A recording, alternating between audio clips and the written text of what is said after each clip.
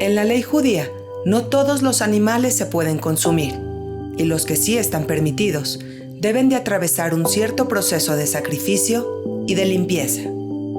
Pero, ¿cómo es exactamente este proceso? ¿Qué defecto podría tener una res para convertirla en prohibida para el judaísmo? ¿Por qué la carne kosher siempre se vende a precios más elevados? Estas y otras preguntas responde en entrevista para Enlace Judío Marcos Jalabi, matarife especialista en el procedimiento de preparación de carne kosher. Hola Marcos, ¿cómo estás? Qué gusto me da saludarte. Gracias Nadia por recibirme. Marcos, pocas personas en la comunidad judía conocen la palabra matarife. Esto significa shohet en hebreo, que es la persona que se dedica a sacrificar animales para su producto kosher, su producto final. Y hay muchas preguntas que hacer al respecto. Así que Marcos, quisiera hacer la primera pregunta, que es lo primordial, entender cuáles son los animales que son permitidos en el judaísmo consumir y cuáles no, cuáles definitivamente están prohibidos. Y además de ello, preguntarte en dónde podemos encontrar esta instrucción.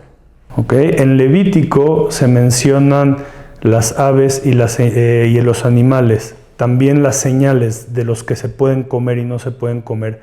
En cuanto a las aves, por cuanto que son muchísimas y algunos nombres cambiaron, nos quedamos siempre con los que tenemos tradición, que son kosher, que vienen siendo los pollos, patos, pichones, gansos, pavos, todos esos son aptos para consumo. Y en animales tenemos dos señales, una que sea rumiante y también que tenga la pezuña partida. Por ejemplo, el cerdo tiene pezuña partida, no es rumiante. Los animales que estamos como por tradición aptos, aceptados para comer son las reses, los borregos, las terneras, también podría ser algunos tipos de venado, ciervo, alce, también aunque no son comerciales. Y lo común que se come en todos lados es el borrego, la res y la ternera. Ahora vamos por favor a la pregunta más importante de toda esta entrevista, es ¿cómo se lleva a cabo el sacrificio de un animal para que finalmente sea kosher? ¿Cuál es el procedimiento, Marcos? El procedimiento es preparar un cuchillo, revisarlo bien, que esté filoso y a la vez que no tenga ninguna mella, que a la hora se revisa con la uña, que no se sienta ninguna imperfección, eso se revisa previo al sacrificio. Se debe de hacer en un corte ininterrumpido de tráquea y esófago. Aprovechamos y se cortan también las yugulares de ambos lados para que desangre rápido y muera rápido. Si un cuchillo después del degüelle se siente una mella o el corte tuvo alguna interrupción, ambos son motivos para que el animal ya no sea apto para ser kasher.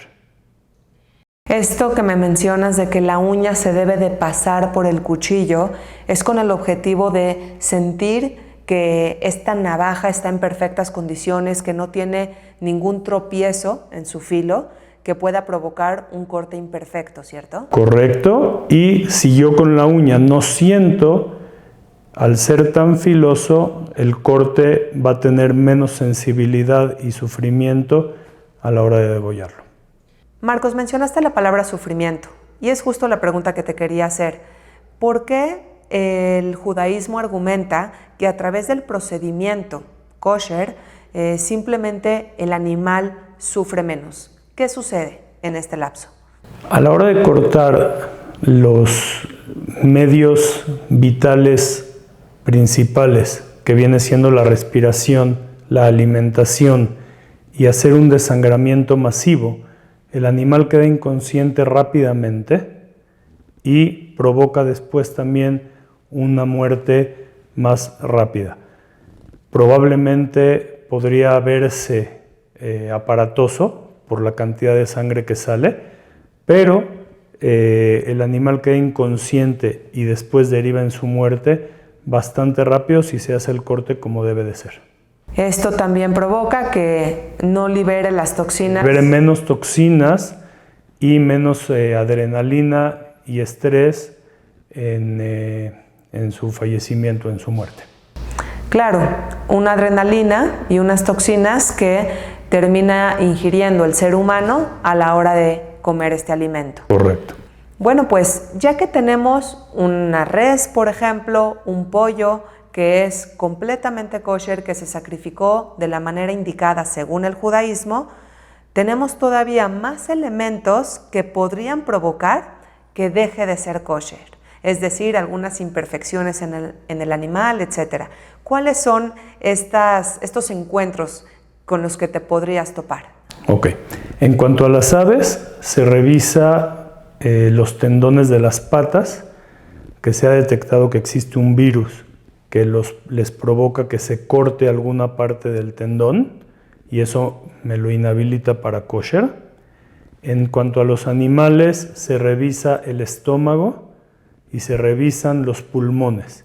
Existen ciertas enfermedades pulmonares que dejan lesiones en forma de adherencias que esas indican que ya estuvo perforado ese pulmón. Eso lo inhabilita para kosher. Posteriormente, también podría ser la revisión del cuchillo post-corte, que si tiene mella, como mencionamos, me inhabilitaría a un animal o a un ave. Y esas son las principales causas de que un animal sea no kosher, a pesar de haber sido degollado como tiene que ser. Bueno, Marcos, lo que me platicas me lleva a la siguiente pregunta de manera inmediata. ¿Qué sucede cuando un animal ya se sacrificó de manera kosher, pero luego se encontraron en su cuerpo algunas imperfecciones que provoca que no sea kosher? ¿Qué sucede con este animal? Ok, el comerciante, que es el carnicero, el que programó el proceso y contrató a la gente para hacerlo, no va a comprar esos animales hasta que no salgan kosher. Siguen siendo del ganadero no judío que él proporciona y solamente se le va a comprar lo que salga kosher. Nada de esto se desperdicia, aunque sí es un proceso en ocasiones, si no sale la cantidad requerida que te dé el punto de equilibrio, donde nuestro comerciante o nuestro patrón invirtió más de lo que él pudiera tener como una ganancia o como una utilidad. Qué bueno que lo mencionas, entonces definitivamente el animal no se desperdicia, sino que simplemente su mercado es otro. Su mercado es otro.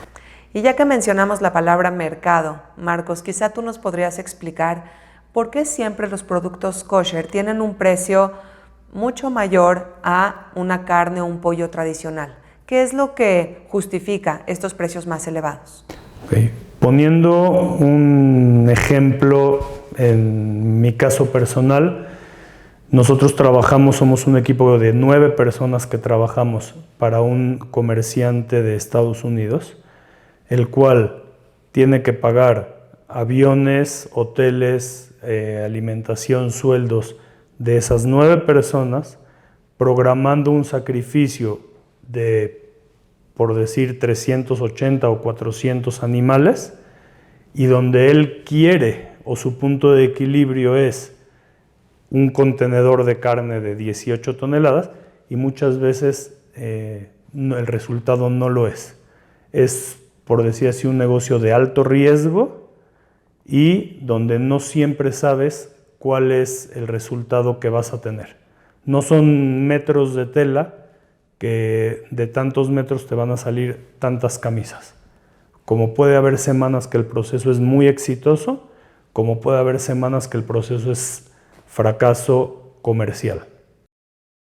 Lo que hace mucho más volátil esta situación y este escenario. Finalmente, Marcos, ya que tenemos una res o un pollo que son completamente kosher, que se sacrificaron de la manera en la que el judaísmo lo indica, posteriormente se revisó que no tuviera ninguna imperfección, ¿se puede comer todo el animal?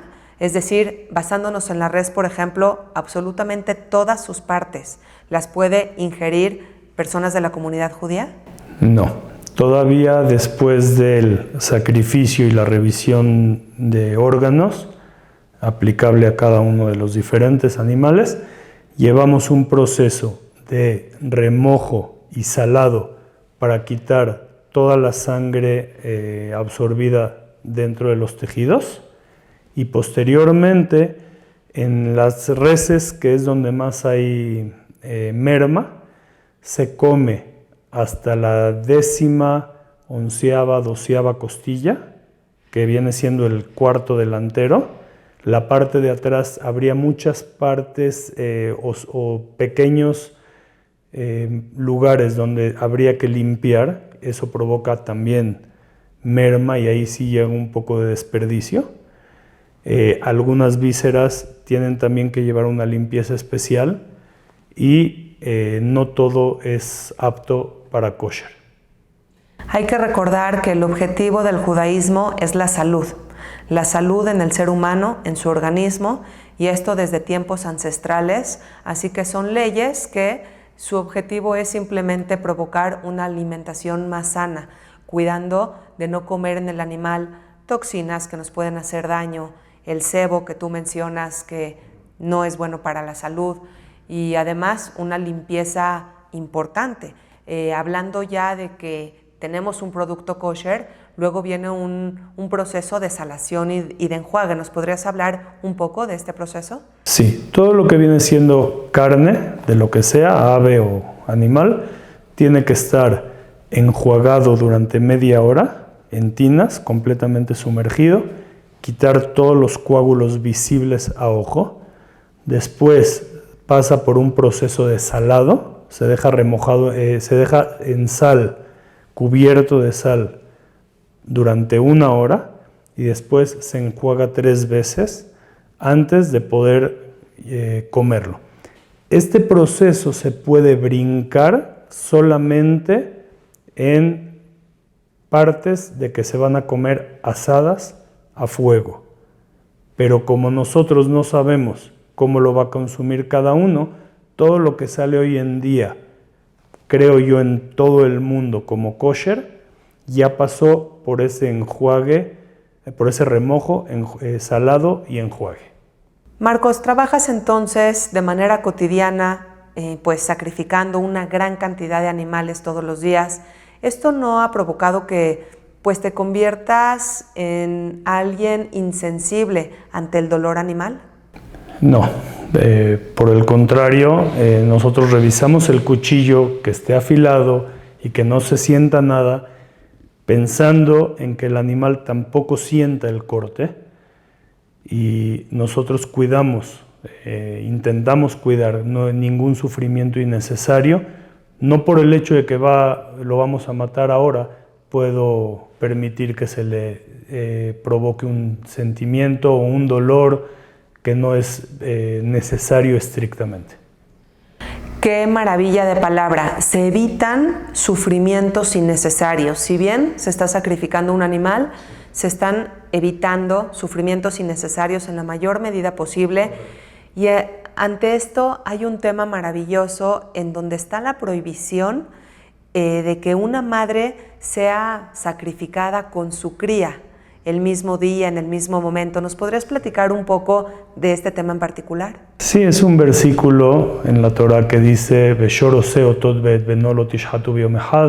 un animal y a su cría no debemos degollarlos el mismo día, para que una persona no sea insensible al dolor también de un animal.